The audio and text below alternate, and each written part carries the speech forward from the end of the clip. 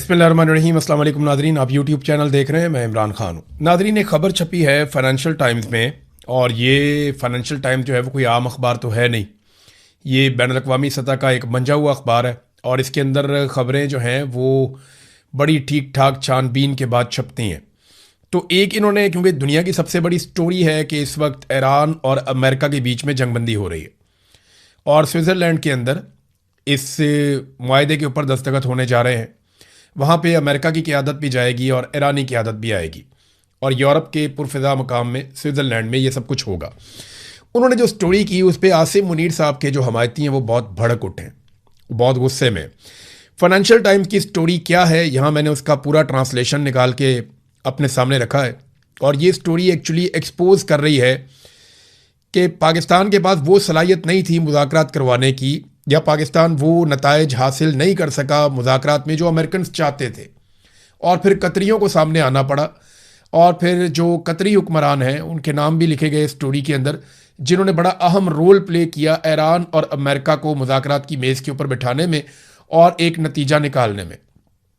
ऐसा नहीं कहा गया स्टोरी में कि पाकिस्तान नाकाम हो गया, लेकिन यह बताया गया कि कतरियों की है असल कामयाबी, और ये सहरा मुज़ाकरात की कामयाबी का उनके सर पे जाता है। अब पाकिस्तान के अंदर आपको देखें, ज़मीन आसमान के कलाबे मिला रहे हैं लोग। यहाँ पे फैसल वाडा का स्टेटमेंट आता है, वो बड़ा इंटरेस्टिंग स्टेटमेंट है, मैं आपके सामने ज़रूर रखना चाहूँगा। फैसल वाडा ने कहा कि फील्ड मार्शल आसिम मुनीर ने मुआहदे का मुसव्वदा तैयार करके टाइप भी खुद अपने हाथ से किया। यानी यहाँ पे इस तरीके से गेम उठाई जा रही है, लगातार जूते पॉलिश हो रहे हैं कि आसिम मुनीर ने दुनिया को जंग से बचा लिया और आसिम मुनीर ने ये मुज़ाकरात करवाए। लेकिन फाइनेंशियल टाइम्स की स्टोरी कुछ और कह रही है। अब दुनिया भर के जो जरीदे हैं, अखबारात हैं, वहाँ इसके ऊपर तबसरा किया जा रहा है, और बहुत बड़े बड़े लोग, बड़े तगड़े लोग जो है वो इसके ऊपर अपना मौक़िफ़ भी दे रहे हैं। स्टोरी क्या है पहले आप वो देख लीजिए, आपको समझ आ जाएगी। स्टोरी ये कहती है कि जी अमेरिका और ईरान के दरमियान हतमी मुआहदा कतर ने करवाया है या पाकिस्तान ने करवाया है। इस पे फाइनेंशियल टाइम्स की एक बड़ी स्टोरी है। मुआहदा कैसे तय पाया, ये है जी मेन चीज़। और इसके अंदर उन्होंने पूरी स्टोरी में लिखा कि कितने उतार चढ़ाव आए। कई मरतबा मुआहदा बिल्कुल करीब पहुंच जाता था और फिर एकदम लड़ाई हो जाती थी। शुरू में पाकिस्तान इसके बीच में आया और पाकिस्तान ने एक सालिस के तौर पे काम किया, जबकि कतरी, मिस्री और तुर्की जो है वो पाकिस्तान की मदद कर रहे थे। लेकिन पाकिस्तान मतलूबा नताइज हासिल करने में कामयाब नहीं हो सका। चंद घंटे तो ऐसे भी रहे कि जिसमें कतरी सालसों को यकीन करने का मौका मिल गया कि शायद अब बहुत मुश्किल होगा, और कई दफ़ा उन्हें ऐसा लगा कि शायद अब मुश्किल टल चुकी है। फिर बहुत सारी स्टोरी के अंदर उतार चढ़ाव बताए गए कि जैसे ही मुज़ाकरात होते थे और चीज़ें करीब आती थीं, वैसे ही दोबारा से अमेरिका या इसराइल फिर से अटैक कर देते थे। कभी ईरान जवाबी अटैक करता था। तो जो सबसे बड़ी रुकावट थी दोनों के बीच में, कोई मुआहदा नहीं हो पा रहा था, वो कतरियों को समझ आई मई के मिड में। क्योंकि यानी मई तक तो पाकिस्तान कोशिश कर रहा था। देखिए, फरवरी में ये जंग शुरू होती है 28 फरवरी को। मार्च और अप्रैल लगभग जंग के अंदर गुजर जाते हैं। फिर पाकिस्तान के वज़ीर आज़म को बीच में डाला जाता है कि आप जंगबंदी का कहें ताकि जंगबंदी हो जाए। फिर पाकिस्तान का वज़ीर आज़म जंगबंदी के लिए कहता है, और अगले चंद दिन पाकिस्तान ने कोशिश भी की, बड़ा जोर लगाया, लेकिन ईरानियों को पाकिस्तानी कायल नहीं कर पाए कि अमेरिकन क्या चाह रहे हैं। अच्छा, इस खबर के अंदर यह बताया गया है कि, या तासुर दिया गया है कि field marshal Asim Munir America की तरफ से मुज़ाकरात कर रहे थे। वो ईरानियों की तरफ से मुज़ाकरात नहीं कर रहे थे, वो अमेरिका की जानिब से वेल ब्रीफ्ड थे। यानी अमेरिकन ने उनको बताया हुआ था कि उन्हें क्या चाहिए ईरानियों से, और वो उसी के लिए कोशिश कर रहे थे।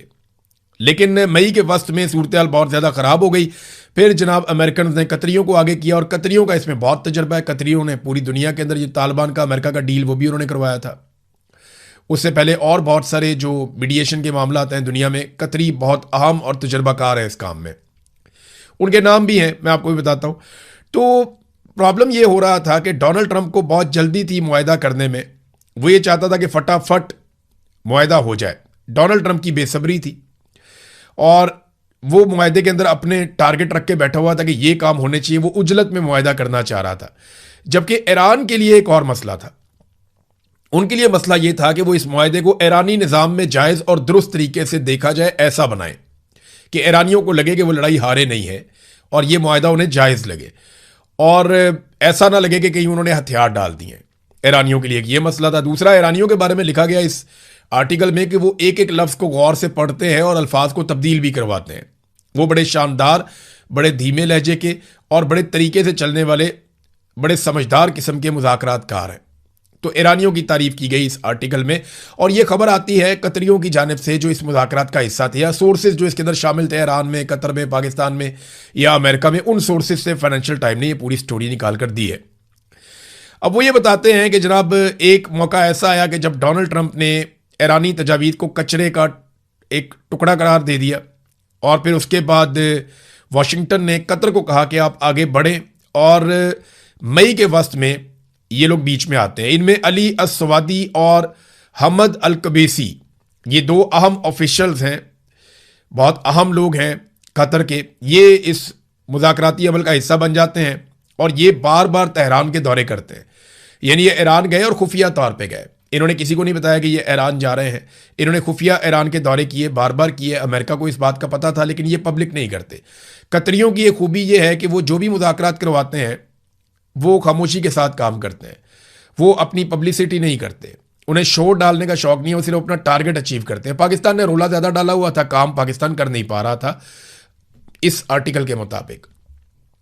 फिर उन्होंने कहा जी कि मुज़ाकरात अभी काफ़ी आगे बढ़े ही थे कि ईरान पर अमेरिका और इसराइल ने दोबारा हमला कर दिया और दोबारा से हालात ख़राब हो गए। और 2 मरतबा ऐसा हो चुका था कि जैसे ही मुआहदा चल रहा होता था, मुज़ाकरात चल रहे होते थे, तो बीच में हमला कर दिया जाता था और हालात ख़राब हो जाते थे।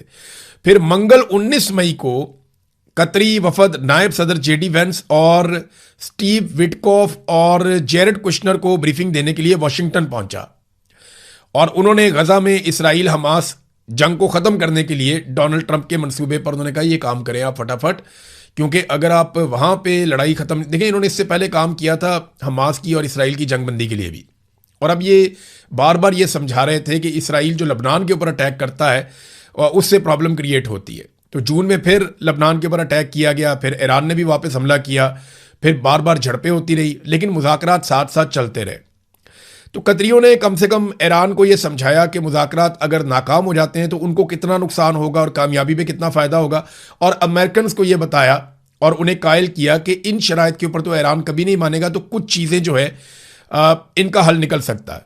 बहरहाल दोनों फ्रीकैन को आहिस्ता आहिस्ता, यानी दोनों को लगता था उनका पल्ला जो है वो भारी है, ईरानियों को लगता था कि हम तगड़े हैं, अमेरिकन को लगता था हम इनको तबाह कर देंगे, और इसलिए दोनों बात मानते नहीं थे। फिर कतरियों ने इसके अंदर, क्योंकि उनका बहुत वसी तजर्बा है ये काम करने में, उन्होंने कुछ ना कुछ करके ये मुज़ाकरात कामयाब बनाए। और एक मौका ऐसा भी आया कि तमाम अरब हुक्मरानों ने और फील्ड मार्शल ने डोनाल्ड ट्रंप को फ़ोन करके हमला ना करने की दरख्वास्त की थी। फिर इसके अंदर एक जुमला है जो ख़ास तौर पे मैं आपको बताना चाहूँगा कि ट्रंप के साथ फील्ड मार्शल के ताल्लुकात की बदौलत पाकिस्तानी अच्छी तरह से ब्रीफ्ड थे और इस अमल का चेहरा थे, यानी पाकिस्तानियों को सामने रखा गया था। लेकिन कतरियों ने खामोशी से दोनों फ्रीकैन को करीब लाने के लिए ज़्यादातर भारी भरकम काम किया। तो असल काम जो है वो ये आर्टिकल बता रहा है कि कतरियों ने किया है। क्रेडिट पाकिस्तान ही ले ले, बेशक पाकिस्तानी जाके वहाँ पे स्विट्ज़रलैंड के अंदर, क्योंकि देखें ना ये होना तो पाकिस्तान के अंदर था मुआहदा। अगर पाकिस्तान अमेरिका की खुशनुदी कर पाता या इसके लिए कोई नतीजा खेज पाकिस्तान इकदाम कर पाता। अब देखिए मैं आपको एक चीज़ बड़ी क्लियरली बताऊँ, ये मोहित पीरज़ादा साहब को सुन रहा था, उन्होंने भी यही बात की, तो बात ये ठीक है। हमारी जो मिलिट्री एस्टेब्लिशमेंट है ना, वो इस तरह ट्रेंड ही नहीं है कि वो मुज़ाकरात कर सके या बातचीत कर सके, उनके अंदर ये सलाहियत ही नहीं है। अगर उनमें ये सलाहियत होती तो बांग्लादेश थोड़ी टूट जाता, अगर ये सलाहियत होती तो वो इंडिया के साथ अपने मामलात बातचीत से हल कर लेते, सलाहियत होती तो अफ़गानिस्तान के साथ अपने मामलात बातचीत के साथ हल कर लेते, अगर सलाहियत होती तो पाकिस्तान के अंदर जो बलूचिस्तान से लेकर खैबर पख्तूनख्वा तक आग लगी हुई है वो आग ना लगी हुई होती, बातचीत करने की सलाहियत होती तो आज कश्मीर के अंदर लोगों का खून ना बह रहा होता, बातचीत करने की अगर सलाहियत होती तो पाकिस्तान तहरीक इंसाफ की मुखालफत में जो दर्जनों लोग कत्ल कर दिए गए, पाकिस्तान की मईशत का बेड़ा गर्क कर दिया गया, तो ये ना हो रहा होता। तो पाकिस्तान की एस्टेब्लिशमेंट में बातचीत करने की बिल्कुल कोई सलाहियत नहीं है, बिल्कुल नहीं है। ये सिर्फ बंदूक की ज़बान जानते हैं, मार कुटाई इनका काम है, मुकदमे दे दो, मार कुटाई कर लो, ये कर लो, वो कर लो, इसके अलावा कुछ नहीं कर सकते। बातचीत करने की सलाहियत इनमें नहीं है, अगर होती तो पाकिस्तान में आपको दिखाई देती। पाकिस्तान के हालात बता रहे हैं कि हम बातचीत करने की सलाहियत नहीं रखते। हाँ ये ज़रूर है कि अगर कोई हमें सामने कर ले तो एक्टिंग वैक्टिंग हम करके आ जाते हैं। तो इस पर अब पाकिस्तान में गुड्डी चढ़ाने की कोशिश की जा रही है। फील्ड मार्शल आसिम मुनीर की जनाब के हमारे डंके बज गए पूरी दुनिया में, वो बजेंगे भी, क्योंकि आपको फेस के तौर पे सामने रखा गया है। और कतरियों को ज़्यादा शौक नहीं है कि वो सामने आकर अपने गेम उठाएं, या कतरियों को ऐसी कोई मजबूरी भी नहीं है क्योंकि उनके मुल्क के अंदर उनकी हुकूमत और वो उनकी रहनी है, वो वहाँ पे तगड़े हैं और उनकी बादशाहत है, उन्हें प्रॉब्लम कोई नहीं है, तो वो अपना काम खामोशी के साथ करते हैं। तो पाकिस्तानियों को या पाकिस्तानी सरकार को या फील्ड मार्शल को ज़रा तारीफ़ों की ज़रूरत है कि हमें तारीफ़ें वारीफ़ें मिल जाएं। लेकिन ये जो फाइनेंशियल टाइम की स्टोरी है, इसके बाद जो गालम गलोच हो रही है फाइनेंशियल टाइम्स के ऊपर, जो लोग इस पर तबसरा कर रहे हैं उनके ऊपर भी हो रही है, और बहुत सारे टाउट्स छोड़ दिए गए हैं इस काम को करने के लिए। अच्छी बात यह है कि चले दुनिया में अमन आने जा रहा है, कोई भी लेकर आ रहा है, अमन आने जा रहा है। तो अब पाकिस्तान के अंदर कम से कम ये बहाना तो ख़त्म हो जाएगा ना कि हमने महंगाई इसलिए कर दी कि दुनिया में अमन नहीं था। दुनिया में कहीं कोई पटाखा चल जाए ना तो पाकिस्तान के अंदर चीज़ें महंगी हो जाती हैं। इनको तो बहाना चाहिए चीज़ें महंगी करने का, इनको तो बहाना चाहिए पाकिस्तानी लोगों का खून निचोड़ने का, लिहाजा कम से कम ये बहाना तो ख़त्म होगा। शहबाज शरीफ ने ना एक स्टेटमेंट दिया, उसके बाद मैं ये सोच रहा था कि हमारे जो मौजूदा हुक्मरान है पाकिस्तान में, इन जैसे झूठे तो हमने ना कभी पढ़े ना कभी देखे। यानी शहबाज शरीफ का आप स्टेटमेंट देखें, आप हैरान रह जाएंगे। ये एक्सप्रेस न्यूज़ के ऊपर छपा हुआ है, पहले आप स्टेटमेंट सुने फिर मैं आपको बताता हूँ इन्होंने गेम क्या डाली। शहबाज शरीफ ने कहा यह मुमकिन नहीं कि अवाम कुर्बानी दें और अशराफिया मुराद हासिल करती रहे। आपको पता है इस बजट के अंदर इन्होंने जो बड़े बड़े इदारों को छूट दी है उसका ये बताते ही नहीं है कि इन्होंने किसको कितनी छूट दी है। अशराफिया को ये बताते ही नहीं है कि कितनी बड़ी बड़ी कंपनीज को, बड़े बड़े इदारों को इन्होंने कितना कितना अरब का टैक्स का छूट दिया। ये बताते ही नहीं है कि फौजी फाउंडेशन को इन्होंने और उसके झेली इदारों को इन्होंने कितनी छूट दी है टैक्सेस के अंदर, ये नहीं बताते। गरीब आदमी को कहाँ पे छूट दी है? गरीब आदमी के बाद छोटी मोटी जो सब्सिडी होती थी वो भी छीन ली। पेट्रोल इस वजीर आजम ने 70 रुपए लीटर करना था, 170 रुपए वो पेट्रोल के ऊपर लेवी ले रहा है। यानी जितने रुपए का लीटर करना था उससे इमरान खान के दौर में पेट्रोल जितने रुपए का बिक रहा था ना उससे ज्यादा तो ये लेवी ले रहे हैं। सिर्फ पेट्रोल की कीमत तो उसके बाद है, बाकी टैक्सेस उसके बाद है। तो ये लोगों को बेवकूफ़ बनाते हैं कि गरीब आदमी के लिए इन्होंने ही कहा था ना कपड़े बेच देंगे, लोगों को आटा देंगे, रोटी देंगे, लोगों को सहूलियात देंगे। इन्होंने ही कहा था कि 300 यूनिट तक बिजली का बिल हम अदा करेंगे, आप अदा नहीं करेंगे। बेड़ा गर्क कर दिया पाकिस्तान की मईशत का। 1 यूनिट भी इस्तेमाल होता है, 2 यूनिट भी इस्तेमाल होते हैं तो हज़ारों में बिल आ जाता है। फिक्स चार्जेस इन्होंने लगा दिए हैं, लेवियां ये वसूल कर रहे हैं, एक के बाद एक टैक्स आम आदमी के ऊपर लगाते चले जा रहे हैं। वो कहते हैं जनाब अशराफिया जो है वो टैक्स देगी। शहबाज शरीफ का बयान है कि अशराफिया मुराद हासिल करती रहे और अवाम कुर्बानी दें, ये मुमकिन नहीं है। अवाम के लिए आपने कौन से प्राइवेट जेट लिए हैं? अभी इस साल के बजट में 9 अरब रुपया रख लिया पंजाब हुकूमत ने प्राइवेट जेट के लिए। मुझे बताएं ना ये पैसा किसका है? ये जो आप जहाज लेते हैं, जो आप सैर सपाटे करते हैं, पूरी दुनिया में आप वीवीआईपी बन के घूमते हैं, जो प्रोटोकॉल्स आप ले रहे हैं, जो अपनी तनख्वाहों में आप इजाफा कर रहे हैं, ये सारा कुछ आप क्यों कर रहे हैं? आम आदमी की तनख्वाह कितनी बड़ी है और वज़रा की तनख्वाह कितनी बड़ी है? ज़रा ये आपको मैं थोड़ी सी एक झलक दिखाता हूं, आपके 14 तबक रोशन हो जाएंगे जो पाकिस्तान के साथ इन्होंने किया है। अब आ जाए जी मरियम नवाज के दौर के अंदर इन्होंने वज़रा की तनख्वाहें कितनी बढ़ाई और आम जो MP है उनकी तनख्वाह कितनी बढ़ाई है। तो ये देखें जी 76,000 रुपये से बढ़ाकर 4 लाख रुपए कर दी। यानी जो तनख्वाहों में इजाफा किया गया वो 426% इजाफा किया गया। 1 जनवरी 2025 से नाफिज किया गया, तब तो और भी बढ़ गई। 426% तनख्वाह बढ़ाते हैं MPA की और आम पाकिस्तानी की तनख्वाह बढ़ाते हैं 7%। वज़रा की तनख्वाहें कितनी बढ़ाते हैं? 860%। 860%। और आपकी तनख्वाह कितनी बढ़ी है? 7%। एक 860, एक तरफ सिर्फ 7, इतनी तनख्वाह बढ़ाते हैं। स्पीकर पंजाब असेंबली की तनख्वाह इन्होंने बढ़ाई कितनी? 1.25 लाख से बढ़ा के 9,50,000 कर दी। डिप्टी स्पीकर की 1,20,000 से बढ़ा के 7,75,000 कर दी। और बाकी सबकी तनख्वाहों में भी 400% से लेकर 600% तक इजाफा कर दिया। यह इजाफा किया गवर्नमेंट ऑफ पंजाब ने। वफाकी हुकूमत ने भी इसी तरह इजाफा किया। 2025 में वफाकी वज़रा और मुशीरान की तनख्वाहें जो हैं वो 2 लाख रुपए से बढ़ाकर 5,19,000 रुपए तक कर दी गई। लगभग 200% के करीब इन्होंने या 2.5 गुना इन्होंने तनख्वाहें बढ़ा दी। आपकी तनख्वाह कितनी बढ़ती है? 7%। उनकी कितनी बढ़ती है? 250%। कितना फर्क है? तो ये अपनी तनख्वाहें ऐसे बढ़ाते हैं, फिर ये कहते हैं जनाब अशराफिया को हम कुछ नहीं देंगे और गरीबों को हम देंगे सारा कुछ। आप लोगों को बेवकूफ़ समझते हैं। हम बैठे हैं ना लोगों को डाटा बताने के लिए, क्योंकि हम गरीबों में से ही उठ के आए हुए हैं, हम उन्हीं के लोग हैं और हम आपको बताएंगे। और हर आदमी को इसके ऊपर पढ़ना चाहिए, लिखना चाहिए, बोलना चाहिए। आज सोशल मीडिया का दौर है, आप सारे ये आवाज़ उठाएं कि MPAs की, MNAs की, मिनिस्टर्स की, सेनेटर्स की, इनकी तनख्वाहें बढ़ी हैं जब से ये सरकार आई है। 400-400%, 600-600%, 900-900% तक इनकी तनख्वाहें बढ़ी हैं और महंगाई भी इसी रफ्तार से बढ़ी है। आपकी तनख्वाहें कितनी बढ़ाई गई? आपकी तनख्वाह बढ़ती है 10%, 5%, 7%, और इस मरतबा 7% की तजवीज़ दी गई है तनख्वाहें बढ़ाने की। और इसके अलावा जो इनके TADA हैं, आनियाँ जानियाँ हैं, इनके जो प्रोटोकॉल्स हैं, इनको जो घर मिलते हैं, इनको जो अलाउंसेस मिलते हैं, वो इसके अलावा है। जो इनकी तनख्वाहें बढ़ी वो बाकी सारी चीज़ें इसके अलावा है। तो ये शहबाज शरीफ साहब जनाब इतने ढिले मुंह के साथ झूठ बोल देते हैं कि जनाब ये मुमकिन नहीं कि अवाम कुर्बानी दें और अशराफिया मुराद हासिल करती रहे। ये झूठ बोलते हैं। इमरान खान साहब के बारे में नाजरीन दो बड़ी अहम खबरें हैं। उनके दो केसेस हैं जो लगने जा रहे हैं सुप्रीम कोर्ट ऑफ पाकिस्तान में। पहला केस इमरान खान साहब का जो सुप्रीम कोर्ट ऑफ पाकिस्तान में लगेगा वो उनकी बहन की जानिब से है कि शिफा इंटरनेशनल अस्पताल में उन्हें मुंतकिल किया जाए और उनका इलाज उनके ज़ाती मुआलिजीन की मौजूदगी में किया जाए। ये उनकी बहन उज़मा खानम ने ये दरख्वास्त दी थी। एक तो ये केस है। दूसरा केस इमरान खान साहब का फैमिली और वकला और पार्टी के जो लोग हैं उनसे जो मुलाकातें करवानी हैं, अदालती हुक्म के बावजूद वो मुलाकातें नहीं हो रही। इस पर भी एक समाअत जो है वो सुप्रीम कोर्ट ऑफ पाकिस्तान में होने जा रही है। ये दोनों केसेस की समाअत कल हो जाएगी। अब देखते हैं कि इसके ऊपर क्या नतीजा निकलता है।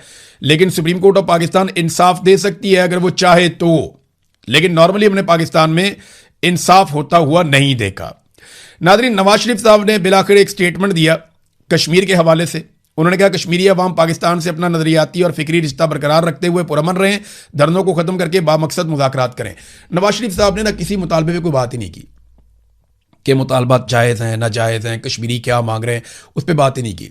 भाई इतना बड़ा लीडर है, 3 दफ़ा वज़ीर आज़म रह चुका मुल्क का, अपोजिशन लीडर भी रह चुका है, वज़ीर आला भी रह चुका है, उसकी राय कोई नहीं है। उसने अपनी राय नहीं दी कि कश्मीरी जो मांग रहे हैं वो ठीक है या गलत है। कश्मीरी अपने हकूक़ के लिए पुरअमन तरीके से एहतजाज कर रहे हैं, वो ठीक है या गलत है, वो बात ही नहीं करते। मिलिट्री एस्टेब्लिशमेंट का चमचा बनकर रह गए मियां नवाज शरीफ साहब। ये उनकी हालत हो गई और अब वो गोल मोल स्टेटमेंट जारी कर रहे हैं कश्मीर के बारे में सिर्फ इसलिए कि आने वाले दिनों में कश्मीर में इलेक्शन है। और मियां साहब की जो दुर्गत बनी है पहले पाकिस्तान के इलेक्शन में कि उन्हें एक किराए की सीट दी गई, वो भी आधी रात को RO तब्दील करने के बाद यास्मीन राशिद ने मियां साहब को नाकों चने चबवाए हैं। मियां साहब की नाक रगड़ी है ज़मीन के ऊपर, यास्मीन राशिद ने तबाह करके रख दिया, बर्बाद कर दिया। लेकिन मियां साहब जाली सीट के ऊपर, चोरी की सीट के ऊपर आकर बैठ गए ढीठों की तरह। और अभी भी मियां साहब वहीं पे बैठे हुए हैं लास्टिक की शलवार पहन के। जो उन्हें मिलिट्री एस्टेब्लिशमेंट कहती है मियां साहब आगे कह देते हैं। अब कश्मीर पे गोलमोल स्टेटमेंट इसलिए दिया क्योंकि कश्मीर में भी आगे इलेक्शन आ रहा है। ख्वाजा आसिफ साहब की नाज़रीन गैरत जागी है। ख्वाजा आसिफ साहब ने एक बात की, उसका जवाब असद कैसर ने दिया। पहले जरा सुने ख्वाजा आसिफ ने बात क्या की। ख्वाजा आसिफ ने कहा कि हम असद कैसर के घर ISI अफसरान की मौजूदगी में बिल्स की नोक पलक दुरुस्त करते थे। ये ऐसा कहा जैसे ये रोज करते थे। लेकिन वहां पे जो असद कैसर है उसने ये कहा कि ISI अफसरान FATF बिल पर अपनी इनपुट दे रहे थे। ये हुआ था मेरे घर पे। यानी ख्वाजा आसिफ ये कह रहे हैं कि हमने एक कानून साजी करनी थी और ये FATF की कानून साजी थी। हम गए इनके घर पे असद कैसर साहब के, और वहाँ पे ISI के अफसरान बैठे हुए थे और उनकी मौजूदगी में हम इस पे काम कर रहे थे और वो अपनी इनपुट दे रहे थे। असद कैसर कहते हैं जी बिल्कुल ये तो FATF का मामला था और उनकी इनपुट की हमें ज़रूरत थी। इंस्टीट्यूशनल मेमोरी एक होती है, उनको हमने बुला लिया था, उनसे हमने काम लिया था।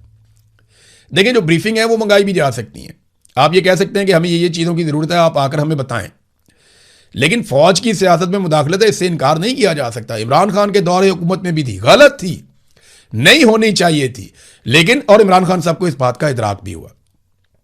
इमरान खान साहब ने इस बात पे अफसोस का इजहार भी किया कि उन्होंने एस्टेब्लिशमेंट पे जितना भरोसा किया या जितना इमरान खान साहब ने मिलिट्री एस्टेब्लिशमेंट पर इन्हिसार किया अपनी हुकूमत चलाने में, वो उन्हें नहीं करना चाहिए था।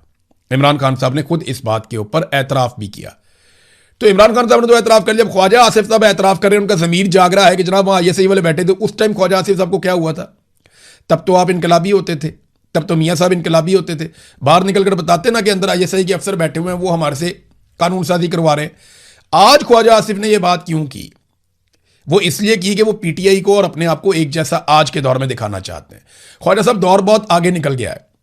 ख्वाजा साहब कहते हैं मेरा ज़मीर जाग गया, इसलिए मैं ये बता रहा हूं कि ISI के बंदे वहां बैठे हुए थे जहां पे मैं कानून साजी कर रहा था। तो ख्वाजा साहब गलतियां तो सबसे होती हैं, तो गलतियों को ठीक भी करना चाहिए ना। आज आप बड़े फख्र से कहते हैं जनाब हाइब्रिड सिस्टम, दोगला निजाम चल रहा है, फौज और हम मिलकर सारे काम कर रहे हैं। आज सारे काम में आप कहते हैं आसिम मुनीर बराबर के शरीक हैं। तो उस दौर में अगर आईएसआई के अफसरान आपको बुरे लग रहे थे तो आज आपको क्यों अच्छे लग रहे हैं? उस दौर में भी बुरे थे, आज भी बुरे हैं। असूल है तो फिर एक ही होना चाहिए। और दूसरी बात यह है कि अगर आपका ज़मीर जाग रहा है तो ज़मीर को ज़रा थोड़ा सा और झंझोड़ें और यह बताएं कि 3 मरतबा आप एमएनए कैसे बने। आप ये बताएं कि जनरल बाजवा ने आपको एमएनए कैसे बनाया था। आप ये बताएं कि जनरल आसिम मुनीर ने आपको एमएनए कैसे बनाया। आप ये बताएं कि रेहाना डार के मुकाबले में आपको जाली फॉर्म 47 कैसे जारी किया गया। जब टीवी चैनल ने बता दिया कि आप इलेक्शन हार चुके हैं, आप फारिग हो गए हैं, तो फिर आप रातों रात इलेक्शन कैसे जीत गए? ख्वाजा आसिफ साहब, ज़मीर जगाना है तो ज़मीर को पूरी तरह से जगाइए, हाइब्रिड निज़ाम को लात मारिए। और मुझे लगता है ख्वाजा आसिफ इसलिए बोल रहे हैं कि अभी वजारतें तब्दील होने का वक्त आ गया। तो ख्वाजा साहब को लगता है कि थोड़ा ब्लैकमेल करूंगा तो मुझे कोई वजारत मिल जाएगी। और वजारतों के बारे में बताया जा रहा है कि मोहसिन नकवी की, इसहाक डार की, ख्वाजा आसिफ की और एहसन इकबाल वगैरह की कुछ लोगों की वजारतें तब्दील हो सकती हैं। तो देखते हैं वजारतों की तब्दीली में क्या होता है। भारत गिलगित बल्तिस्तान में नताइज नाजरीन अब जारी कर दिए गए हैं। मिलिट्री एस्टेब्लिशमेंट का इलेक्शन था, उनकी मर्जी के मुताबिक नताइज जारी होने थे। नताइज के मुताबिक पीपल्स पार्टी 11, नून लीग 6, आईपीपी 4, पीटीआई 2, पीटीआई के आज़ाद उम्मीदवार, बहुत सारी सीटें तो उनसे छीन भी ली, पीपल्स पार्टी को भी दे दी, पीएमएलएन को भी दे दी, और एमडब्ल्यूएम 1 सीट। तो कुल 24 नशिस्तें, 12-13 नशिस्तें आपको चाहिए, तो 11 तो पीपल्स पार्टी के पास है। अगर वो आईपीपी को अपने साथ मिला लें, पीपल्स पार्टी वाले जो 4 आज़ाद उम्मीदवार हैं वो चारों आईपीपी में चले गए। आईपीपी खुद एक भी सीट नहीं जीती और चारों आज़ाद उम्मीदवार वो पीपल्स पार्टी में चले जाते, उनकी हुकूमत बन रही है, या पीएमएलएन में चले जाते, वो मिलकर हुकूमत बना लेते। लेकिन नहीं, वो आईपीपी के अंदर गए क्योंकि उन्हें वहां का रास्ता दिखाया गया कि उधर चले जाओ, पैसे भी उधर है, वही आपको वजारतें लेकर देंगे। तो जनाब 4 उम्मीदवार चले गए गिलगित बल्तिस्तान के जो आज़ाद जीते थे, आईपीपी में चले गए और अब वो पीपल्स पार्टी के साथ मिलकर हुकूमत भी बनाएंगे। नाज़रीन, बजट की बात हो रही थी तो जरा थोड़ा सा मैं आपको और बता दूं बजट के बारे में कि पंजाब हुकूमत का है। पंजाब में सेहत और तालीम का जो बजट है वो 232 अरब रुपयों से मजीद कम कर दिया गया है। सेहत और तालीमी जो तरक्याती बजट है उसका 58% कम कर दिया गया है। ये नाजरीन बजट में वीआईपी जहाज के लिए 9 अरब रुपए होंगे। अब आप अंदाज़ा करें कि ये हमारी प्रायोरिटीज़ हैं कि तालीम और सेहत, इन 2 चीज़ों के बगैर कोई मुल्क आगे नहीं बढ़ सकता। तो तालीम और सेहत पे जो तरक्याती बजट है उसमें कट लगा दिया गया 58% का। पंजाब के अंदर 58% का कट लगा दिया गया। तालीम और हेल्थ, इनके अपने बच्चे बाहर जाएंगे, बाहर पढ़ेंगे, इनके अपना सेहत का सारा मामला पाकिस्तान से बाहर है, अपने अस्पताल पाकिस्तान में बनाए हुए हैं, वहां पे अपनी मर्जी के डॉक्टर रखे हुए, और जब दिल करता है इलाज के लिए पूरी दुनिया में जाते हैं। तो आम आदमी का क्या बनेगा? उसका तो बजट काटते जा रहे हैं, काटते जा रहे हैं, जेब भी काट रहे हैं, बजट भी काट रहे हैं, सहूलत भी नहीं दे रहे, पैसा भी छीन रहे हैं। अब तक के लिए इतना ही। अपना ख्याल रखिएगा, अपने चैनल का भी। अल्लाह हाफिज़।